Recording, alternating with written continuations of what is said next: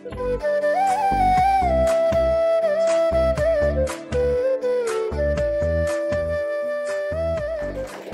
ಅಕ್ಷರ ಜಾನಪದ ಗೋಷ್ಠಿಯ ಅಧ್ಯಕ್ಷತೆಯನ್ನು ವಹಿಸಿಕೊಂಡಿರೋರು ನಾಡಿನ ಖ್ಯಾತ ಲೇಖಕಿ ಶ್ರೀಮತಿ ಜಯಲಕ್ಷ್ಮಿ ದೇಶಪಾಂಡೆ ಅವರು.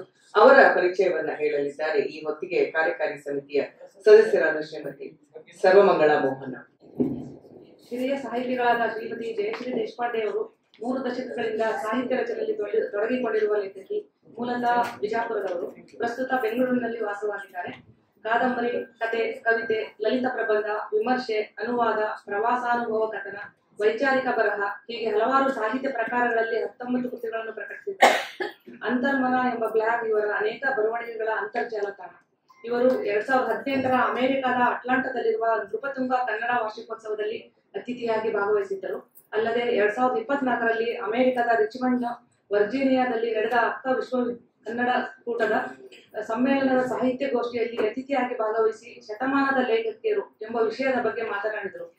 ಇಂಗ್ಲಿಷ್ ಹಾಗೂ ಮನಸ್ಸಾಸ್ತ್ರದಲ್ಲಿ ಪದವಿ ಪಡೆದಿರುವ ಇವರ ಅನೇಕ ಕಥೆಗಳು ತೆಲುಗು, ತಮಿಳು, ಮರಾಠಿ ಹಾಗೂ ಹಿಂದಿ ಭಾಷೆಗಳಿಗೆ ಅನುವಾದಗೊಂಡಿದೆ. ಬೆಂಗಳೂರಿನ ಪ್ರಥಮ ಬುಕ್ ಸಂಸ್ಥೆಯ ಬಹುಭಾಷಾ ಮಕ್ಕಳ ಸಾಹಿತ್ಯ ಯೋಜನೆಯಡಿ ಹಲವಾರು ಕಲಿಕೆಯ ಪುಸ್ತಕಗಳನ್ನು ಬರೆದಿದ್ದಾರೆ ಹಾಗೂ ಮರಾಠಿ ಮತ್ತು ಇಂಗ್ಲಿಷ್ನಿಂದ 40 ಮಕ್ಕಳ ಪುಸ್ತಕಗಳನ್ನು ಕನ್ನಡಕ್ಕೆ ಅನುವಾದಿಸಿದ್ದಾರೆ. ರತನ್ ಟಾಟಾ ಟ್ರಸ್ಟ್ ಸಂಸ್ಥೆಯ ಧಾರಣ ಟ್ರಸ್ಟ್ಗಾಗಿ ಕೆನಡಾ ದೇಶದ ಲೇಖಕಿಯೊಬ್ಬರ going to school in India, ಭಾರತದಲ್ಲಿ ಶಾಲೆಗೆ ಹೋಗುವುದು ಎಂಬ ಅಧ್ಯಯನ ಭರಿತ ಸಚಿತ್ರ ಮಕ್ಕಳ ಕಥಾ ಸರಣಿಯ 12 ಪುಸ್ತಕಗಳನ್ನು ಕನ್ನಡಕ್ಕೆ ಅನುವಾದಿಸಿದ್ದಾರೆ.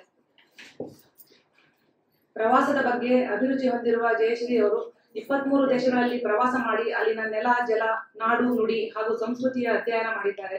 ಇವರ ಪ್ರಕಟಿತ ಕಾದಂಬರಿಗಳಾದ ಕೆಂಪು, ಹಳದಿ, ಹಸಿರು, ದೂರ ದಾರಿಯ ತೀರ, ಕಾಲಿಂದಿ, ಚಕ್ರವಾತ, ಸರಸ್ವತಿ ಕಾಯದ ದಿನವಿಲ್ಲ, ಬೇವು ಧರೆಕ್ಕೆ ಹರಿದಾಗ, ನಂತರ ಕಥಾ ಸಂಕಲನಗಳಾದ ರೇಖೆಗಳ ನಡುವೆ, 3ನೇ ಹೆಜ್ಜೆ, ಪದ್ಮಿನಿ, ಸಾವಿರ ಜಂಗಮಗಳಾಚೆ, ಬಿಂಬ ಹಾಗೂ ಉತ್ತರಾರ್ಧ. ಇವರ ಇತರ ಕೃತಿಗಳಾದ ಭಿನ್ನಕೋನ, ವಿಮರ್ಶೆಯ ದೂತು, ಇದು ಮಾಯಿಕೆಂದಾಯಿ, ಸ್ಮೃತಿ ಲಹರಿ, ಹೌದತ್ತು ಅಲ್ಲ ಅಲ್ಲತ್ತು ಹೌದು, ಲಲಿತ ಪ್ರಬಂಧ, ನೋಟ್ ಬುಕ್ ನ ಕಡೆಯ ಪುಟ ಪ್ರಬಂಧವಾಗಿರುತ್ತೆ, ಎತ್ತಿಂಚಿತ್ ಕಾವ್ಯ, ಪ್ರವಾಸಾನುಭವದ ಕಥನ, ಹಲವು ನಾಡು, ಹೆಜ್ಜೆ, ಹಾಡು ಹೀಗೆ ಹೇಳುತ್ತಾ ಹೋದರೆ ಪಟ್ಟಿ ಬೆಳೆಯುತ್ತಲೇ ಹೋಗುತ್ತದೆ. ಇವರ ಬರವಣಿಗೆಗೆ ಸಾಕಷ್ಟು ಪ್ರಶಸ್ತಿಗಳು ಸಂದಿವೆ.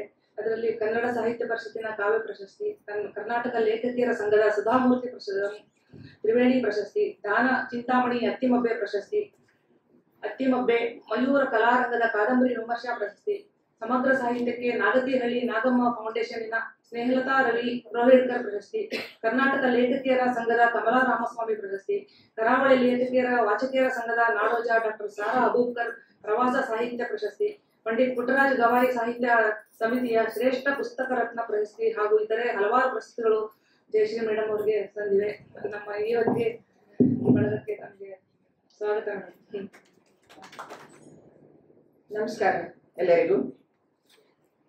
ವೇದಿಕೆಯಲ್ಲಿರುವ ಗಣ್ಯರಾದ ಶ್ರೀ ಅಪ್ಪಗೆರೆ ತಿಮ್ಮರಾಜು ಅವರು ಮತ್ತು ರೇಣುಕಾ ಕೊಡುಗುಂಟಿ ಅವರಿಗೆ ನನ್ನ ವಂದನೆಗಳು. ಒಂದು ಮಾತು ಹೇಳ್ಬೇಕಂದ್ರೆ, ನಿಮ್ಮೆಲ್ಲರ ಹಾಗೆ ನಾನು ಮಂತ್ರಮುಗ್ಧಳಾಗಿದ್ದೇನೆ. ಇವತ್ತು ಇಡೀ ಸಭೆ ಮಂತ್ರಮುಗ್ಧವಾಗಿದೆ. ನಾನು ಕೂಡ ಹಾಗೇನೆ. ಈ ಒಂದು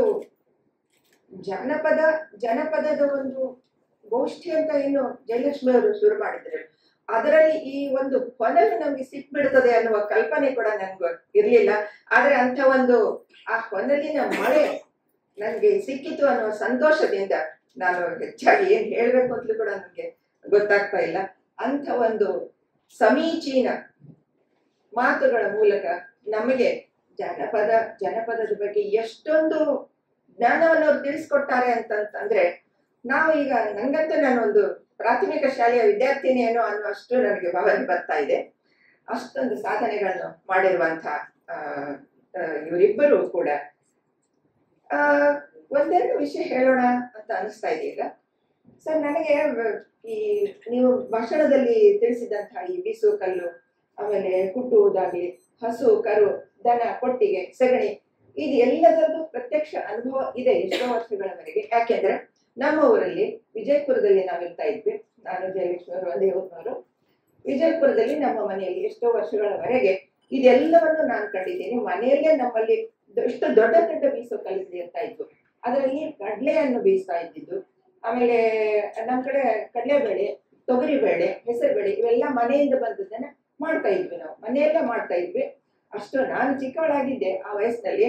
ಆದರೆ ಹಿರಿಯರು ನನಗೆ ಈ ವಿಷಯದಲ್ಲಿ ಕೆಲವೊಂದು ಅನುಭವಗಳನ್ನು ಕೊಟ್ಟು, ಅನುಭವ ಆಗಲಿ ಅನ್ನೋ ವಿಷಯದಿಂದ ನನಗೆ ಇದನ್ನೆಲ್ಲ ತೋರಿಸಿದ್ರು. ಹಾಗೇನೆ ಹೊಲ ಮನೆ ಗದ್ದೆ ಇದು ಕೂಡ ನನಗೆ ಅನುಭವ ಇದೆ.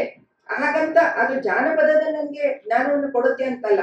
ನನ್ನ ತಂದೆಯವರು ವಿಜಯಪುರದ ಹತ್ರನೇ ಜಮೀನ್ ರಿಟೈರ್ ಆದ್ಮೇಲೆ ಅವರು ಜಮೀನನ್ನ ನೋಡ್ಕೊಂಡು ಇರ್ತಾ ಇದ್ರು. ಅಲ್ಲಿ ಈ ಲಂಬಾಣಿಗರ ತಾಂಡ ಇರ್ತಿತ್ತು. ಅವ್ರ ತಾಂಡ ಸಮೂಹವಾಗಿ ಬದುಕ್ತಾ ಇರ್ತಾರೆ ಲಂಬಾಣಿಗರು. ಅವರಲ್ಲಿ ಅವ್ರದ್ದು ಒಂದು ವಿಶಿಷ್ಟವಾದ ಸಂಸ್ಕೃತಿ, ಅವ್ರದ್ದು ಒಂದು ಬುಡಕಟ್ಟು. ಆ ಬುಡಕಟ್ಟನ್ನು ಅವರ ವೇಷಭೂಷಣ ಆಗ್ಲಿ, ಅವರ ಬಣ್ಣ ಬಣ್ಣದ ಗಗ್ಗರಗಳಾಗ್ಲಿ, ಅವರ ಮತ್ತೆ ಮಾತುಗಳಾಗ್ಲಿ ಎಲ್ಲವೂ ನಮ್ಮ ಸಮಾಜದಲ್ಲಿ ಅವರಿದ್ರು ಕೂಡ ಒಂದು ವಿಭಿನ್ನವಾದ ಸಂಸ್ಕೃತಿ ಅವರದ್ದನ್ನು ನಾನು ಪ್ರತ್ಯಕ್ಷವಾಗಿ ನೋಡಿದೆ. ಆಮೇಲೆ ಸಾಯಂಕಾಲದ ಹೊತ್ತಿನಲ್ಲಿ ಹಬ್ಬ ಹುಣ್ಣಿಮೆಗಳಲ್ಲಿ ಅವರು ಎಲ್ಲ ಸೇರ್ಕೊಂಡು ಸುತ್ತಾಗಿ ನಿಂತ್ಕೊಂಡು ಗಗ್ಗರವನ್ನು ತೊಟ್ಟುಕೊಂಡು ಹಾಡುಗಳನ್ನು ಹೇಳ್ತಾ ಇದ್ರು. ಅವರ ಭಾಷೆಯ ಹಾಡುಗಳು ನನಗೆ ಒಂದ್ ಯಾವುದು ನೆನಪಾಗ್ತಾ ಇತ್ತು.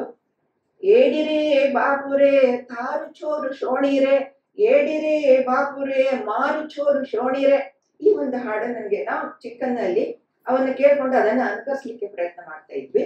ಏಡಿ ಬಾಪು ಅಂದ್ರೆ ತಾಯಿ ತಂದೆ, ಚೋರು ಅಂದ್ರೆ ಮಕ್ಕಳ ಬಗ್ಗೆ ಹೇಳ್ತಾನೆ. ನನ್ನ ಮಗು ಚಂದ ಅಂತ ಇಬ್ರು ಹಾಡ್ತಾ ಇದ್ದಂತಹ ಲಂಬಾಣಿಗರ ಸಂಸ್ಕೃತಿಯ ಒಂದು ಸಣ್ಣ ಹೊಳವು ನನಗೆ ಸಿಕ್ಕಿತ್ತು ಅಂತ ಹೇಳಲಿಕ್ಕೆ ಖುಷಿ ಆಗ್ತಾ ಇದೆ. ಇವತ್ತು ಇವರಿಬ್ಬರು ಮತ್ತೆ ರೇಣುಕಾ ಅವರು ಇಷ್ಟೊಂದು ಸಾಧನೆಗಳನ್ನು ಮಾಡಿದ್ದಾರೆ ಅಂದ್ರೆ, ಅವರ ಪುಸ್ತಕವಾಗಲಿ, ಅವರು ಸಂಗ್ರಹಿಸಿದ ಹಾಡುಗಳಾಗಲಿ ಎಲ್ಲವೂ ಒಂದು ಬಹಳ ವಿಭಿನ್ನವಾದ ನಮ್ಮದೇ ಆದ ಒಂದು ಜನಪದದ ಒಂದು ನೋಟವನ್ನು ತೋರಿಸಿಕೊಟ್ಟು, ಹಾಗೆ ಈ ನಮ್ಮ ಅಕ್ಷರ ಜಾನಪದವೂ ಇದೆ, ಕ್ಷರವಲ್ಲದ, ನಾಶವಾಗಲದ, ಅಳಿಸಿ ಹೋಗಲಾರದ ಜಾನಪದದ ಒಂದು ಇಣುಕು ನೋಟವನ್ನು ನಾವು ಇವತ್ತಿನ ಈ ಗೋಷ್ಠಿಯ ಮೂಲಕ ಜಯಲಕ್ಷ್ಮಿ ಅವರು ಹಮ್ಮಿಕೊಂಡ್ರು. ಅದರಲ್ಲಿ ನನಗೆ ಅನಿಸ್ತದೆ, ನಾನು ಅಷ್ಟು ಜಾನಪದದ ವಿಶೇಷ ಅಧ್ಯಯನವನ್ನಂತ ಅದನ್ನು ಒಂದು ಅಭ್ಯಾಸ ಕ್ರಮ ಅಂತೂ ಮಾಡಿದವಳಲ್ಲ, ಹೆಚ್ಚು ಓದಿದವಳು ಅಲ್ಲ ಅನ್ಸುತ್ತೆ. ಆದ್ರೆ ಇವತ್ತು ಇವರಿಬ್ಬರ ಮಾತುಗಳಲ್ಲಿ ನನಗೆ ಸಿಕ್ಕಂತಹ ಜ್ಞಾನ ಮಾತ್ರ ಅಪರಿಮಿತವಾದದ್ದು, ತುಂಬಾ ಅಮೂಲ್ಯವಾದದ್ದು ಅಂತ ನನ್ಗೆ ಹೇಳ್ಬೇಕು ಅಂತ ಅನಿಸ್ತಾ ಇದೆ. ನಾವು ಮನುಷ್ಯ ಏನು ಸಾಧಿಸ್ತೀವಿ, ಮನುಷ್ಯ ನಮ್ಮ ಜೀವನ ಹೇಗೆ ನಡೀತದೆ, ಯಾವ ರೀತಿ ನಾವು ಅದನ್ನ ಬದುಕಬೇಕು ಅನ್ನೋದನ್ನ ಪ್ರತಿಯೊಬ್ಬರು ಅವರವರ ಅನುಭವಗಳಲ್ಲಿ ಕಲಿತಾರೆ, ಸುಳ್ಳಲ್ಲ. ಆದರೆ ಇಂಥ ಒಂದು ಚಿಂತನೆಯ ಕ್ಷಣಗಳೇನಾದರೂ ಬಂದರೆ ಜನಪದರ ಮಾತುಗಳಲ್ಲಿ ಎಷ್ಟು ಉತ್ತರಗಳೇ ಸಿಗ್ತವೆ ನೋಡ್ಬೋದು. ನನಗೆ ಈ ಜನಪದ ತ್ರಿಪದಿಗಳ ಬಗ್ಗೆ ಬಹಳ ಕುತೂಹಲ ಇರ್ತಿತ್ತು. ಕೆಲವೊಂದನ್ನು ನಮ್ಗೆ ಚಿಕ್ಕಂದಲ್ಲಿ ಕಂಠಪಾಠನ ಮಾಡಿಸ್ತಾ ಇದ್ರು, ಹೇಳ್ಕೊಡ್ತಿದ್ರು, ಕಲಿತಾ ಇದ್ವಿ.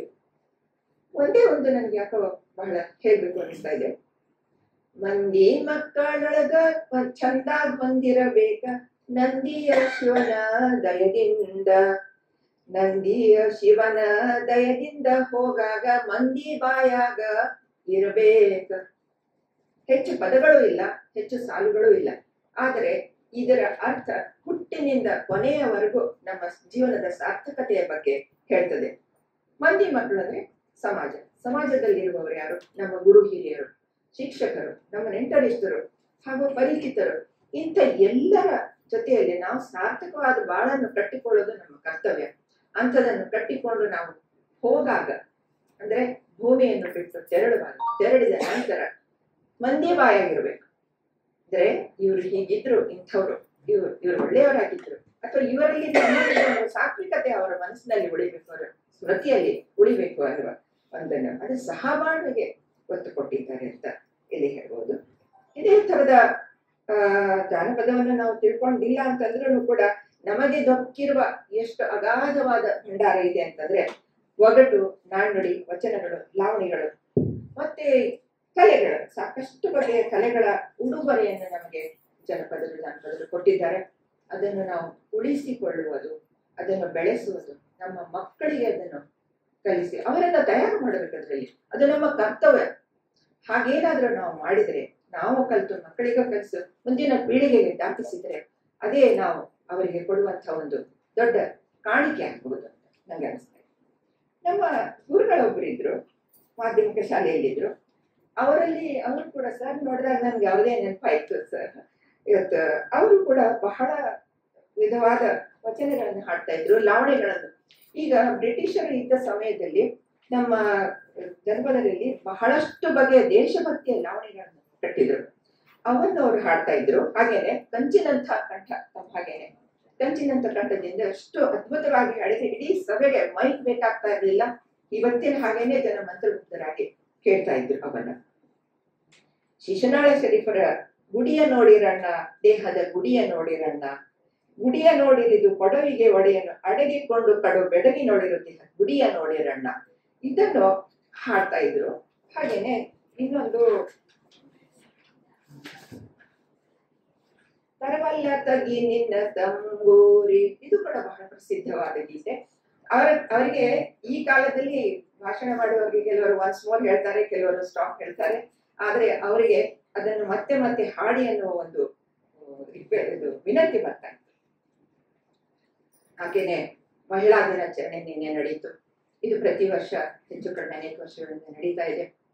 ಇವತ್ತಿನ ಕಾಲಘಟ್ಟದ ಮಹಿಳೆಯರ ಸ್ಥಿತಿಗತಿಗಳಾಗಲಿ, ಅವರು ಏನು ಸಾಧನೆ ಮಾಡಿದ್ದಾರೆ, ಸಾಧನೆ ಮಾಡಲಿಕ್ಕೆ ಅನುಕೂಲಗಳೇನಿವೆ, ಅಡ್ಡಿಗಳೇನಿವೆ, ಇದು ಒಂದು ರೀತಿಯಲ್ಲಿ ನಡೀತಾ ಇರುವಂತಹ ಕಥೆ. ಆ ಚರ್ಚೆಗಳು, ಕಾರ್ಯಕ್ರಮಗಳು ಸಾಕಷ್ಟು ನಡೆದರು. ಇದೇ ನಿಟ್ಟಿನಲ್ಲಿ ಸ್ವಲ್ಪ ನಾವು ಹಿಂದೆ ಹೊರಳಿ ನೋಡಿದರೆ, ಆ ಕಾಲಘಟ್ಟಕ್ಕೆ ಸುಮಾರು 500-600 ವರ್ಷಗಳ ಹಿಂದಿನ ಆ ಕಾಲಘಟ್ಟದಲ್ಲಿ ನಮ್ಮ ಗ್ರಾಮೀಣ ಪರಿಸರದ ಮಹಿಳೆಯರು, ಅವರು ಕೂಡ ಬಹಳ ದೊಡ್ಡ ಸಾಧಕರೇ. ಎಲ್ಲಿ ಇರ್ತಿದ್ರು ಅವ್ರಿಗೆ? ಮಣ್ಣಿನ ಮನೆಗಳು, ವಿದ್ಯುತ್ ಶಕ್ತಿ ಇಲ್ಲದ ಸಮಯ, ಹೊಲ ಗದ್ದೆ, ಮಣ್ಣು ನೀರು, ಮಕ್ಕಳು, ಸಂಸಾರ, ತಾಪತ್ರಯಗಳು, ಅತ್ತೆ ಮಾವ, ಇಂಥ ಎಲ್ಲ ಭಿನ್ನ ಬಣ್ಣಗಳಲ್ಲಿ ಕೂಡ ಅವರು ದಾಟಿಕೊಂಡು ಬರುತ್ತಲೇ ತಮ್ಮ ಕರ್ತೃತ್ವ ಶಕ್ತಿ ಏನಿದೆಯಲ್ಲ ಅದನ್ನು ಅವರು ಮೆರೆದ್ರು ಅಂತ ಹೇಳ್ಬೋದು. ಯಾಕೆಂದ್ರೆ ಹಾಡುವಾಗ ಅವರಲ್ಲಿ ಈ ಬಂದ ಭಾವನೆಗಳಿಗೆ ಪೂರಕವಾದಂತ ಅವರ ಕಾರ್ಯಗಳನ್ನು ಮಾಡ್ತಾ ಇದ್ರು. ಬೀಸುವ ಹಾಡುಗಳು, ಹುಟ್ಟುವ ಹಾಡುಗಳು, ಇಡೀ ದಿನದ ಕೈಂಕರ್ಯಗಳಲ್ಲಿ ಅವರಲ್ಲಿ ಅವರ ಕಲ್ಪನಾ ಶಕ್ತಿಯಿಂದ ಹಾಡುಗಳು ಇವತ್ತಿಗೂ ಕೂಡ ನಾವು ಅದನ್ನು ಗುಣಗುಣಿಸ್ತಾ ಇರ್ತೀವಿ ಅಂತ ಒಂದು ಶುದ್ಧಾಂತಕರಣ ಅನುಭವ, ಮತ್ತೆ ನೋವು, ನಲಿವು, ಭಾವಗಳು ಎಲ್ಲಾನು ತುಂಬಿಕೊಂಡಂತ ಹಾಡುಗಳನ್ನು ಅವರು ನಮ್ಗೆ ಕಟ್ಟಿಕೊಟ್ಟು ಹೋಗಿದ್ದಾರೆ. ತ್ರಿಪದಿಗಳ ಬಗ್ಗೆ ನನಗೆ ಒಂದು ಸ್ವಲ್ಪ ವಿಶೇಷ ಒಂದೋ ಅಥವಾ ಎರಡನ್ನು ಹೇಳೋಣ ಅನ್ಕೊಂಡೆ.